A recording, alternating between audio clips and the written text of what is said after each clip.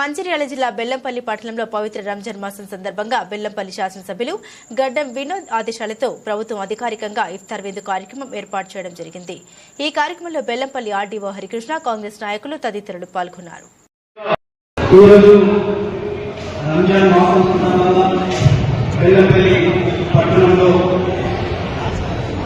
గౌరవ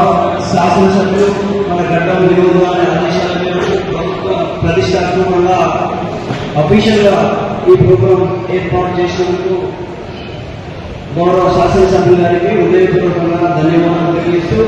ఈ ప్రోగ్రాం చేసిన పెద్దలందరికీ, వేదిక మీద పెద్దలందరికీ కూడా హృదయపూర్వక ధన్యవాదాలు తెలియజేస్తూ ప్రభుత్వం ప్రతిష్టాత్మకంగా రంజాన్ పండుగను ఉద్దేశించి నిధులు ఏర్పాటు చేసి, అంటే హిందూ ముస్లిం వాడిపై ఎక్కడ వ్యత్యాసం లేకుండా అందరం కలిసి ఉంటామనే ఉద్దేశంతో ప్రభుత్వమే నిధులు కేటాయించి ముస్లిం హిందూ బాయ్ అని చెప్పి ఈ ఇఫ్తార్ విందు ప్రోగ్రాం ఏర్పాటు చేసిన దానికి నిజంగా గౌరవ మన సీఎం గారికి, మన రాష్ట్ర ప్రభుత్వానికి హృదయపూర్వకంగా బెల్లంపల్లి పట్టణ కాంగ్రెస్ తరఫున ధన్యవాదాలు తెలియజేస్తూ ఈ కార్యక్రమానికి వచ్చి